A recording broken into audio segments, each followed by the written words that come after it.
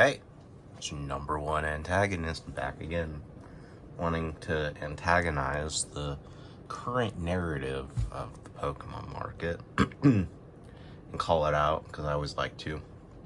And what I wanted to call out is just not the the modern market, and not only the modern market, but the older market. The vintage, and when I say vintage, I mean like the original sets, and talk about a couple underdog sets. In fact, underdog years, underdog decade that people just don't fucking acknowledge, that people just don't give a shit about. And I don't know why. Well, I do know why, but I don't know why at the same time. So ultimately, I'm on Poke Collector. What you'll notice about Pokemon card collecting is that right now people care about two things: the oldest cards and the newest cards.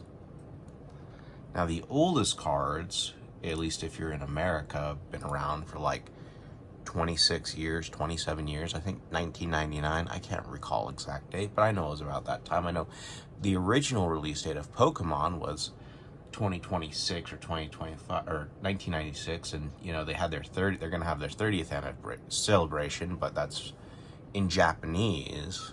That's not American. But, nevertheless, we're going to celebrate like it's the American too, even though it only was around since like 1998, 99, I don't know. So, nevertheless, the point is, people are only interested in two markets, to be honest. The base set market, you look at some of the Neo Genesis, Legendary Collections, up to about Skyridge, Aquapolis, Expedition. You have like 6, 8. No one cares about chromes. I mean, some people do, but 8 plus 5 equals 13, 14, 15, 16, 17, 18. You have 18 sets that people really tend to care about in the original card collecting game. And then you go all the way up here, and then we have the Scarlet and Violet series, and there's 3 by 1, 2, 3, 4, 5, 6, 7, 8, 24 in Scarlet and Violet alone. Let's do that again. 3, 1, 2, 3, 4, 5, 6, 7, 8, 9. It's 27, 28. 28 sets in Sword and Shield. And I would say some sets in Sun and Moon. It's definitely been split in half in between what has tag team Pokemon and what doesn't have tag team Pokemon. So like Cosmic Eclipse, Unbroken Bounds, Team Up. Those are the sets people really care about. People don't really give a shit about Crimson Invasion. They really don't give a shit about Guardians Rising. They don't really give a shit about Shining Legends or Ultra Prism. That's when the new that's when the new age really started happening, and all this was acknowledged as good shit, from Team Up all the way to the current set of Destined Rivals. And the older collectors from base set to about Skyridge. And I know this because I know two things. I listen to people talk about Pokemon cards, and I listen to people talk about what's rare and what's not. And I look at what the market dictates too. I also look at pricing. And people don't like I said, people don't talk about stuff like EX Team Rocket Returns, which was released on the November 1st of 2004. Now, there's nothing wrong with this set. It has good artwork.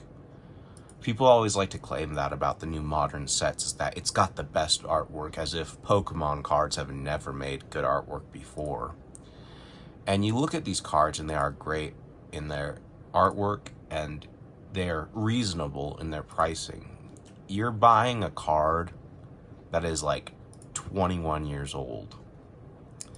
And they're asking, you know, for upfront cost, probably like a couple $100 for a PSA 10, up to 1,000 or two. But it's so weird because these sets are so scarce. Like EX Team Rocket and Diamond and Pearl Stormfront. These sets are really nice.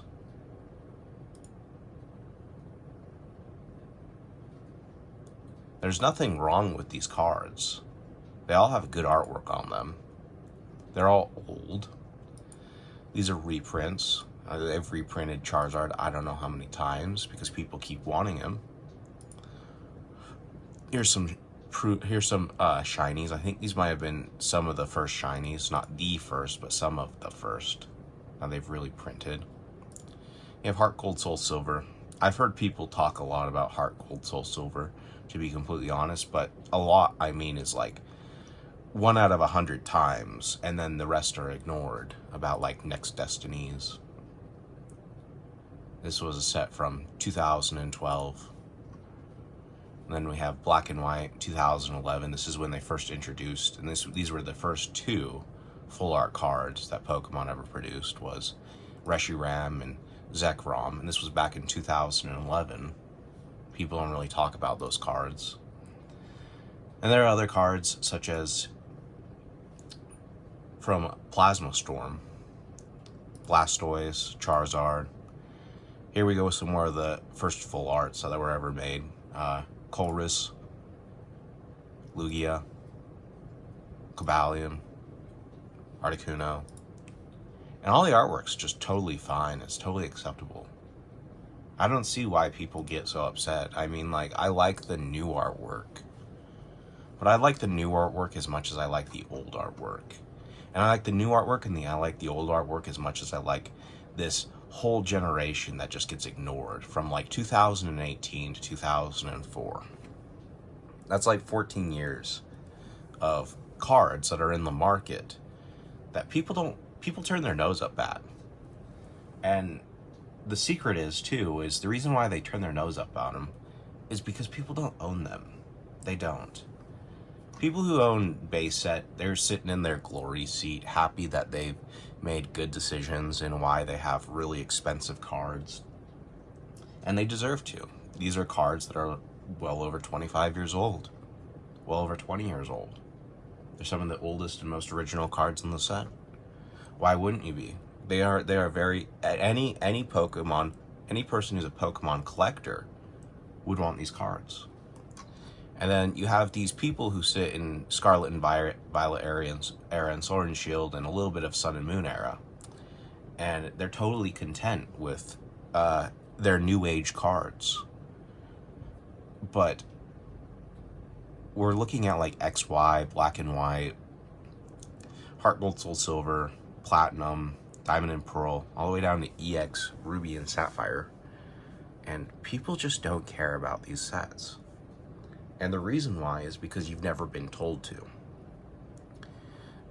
It's the same thing that I'm told, but I realize that there's 14 years of history and 14 years of Pokemon card collecting that's still out there.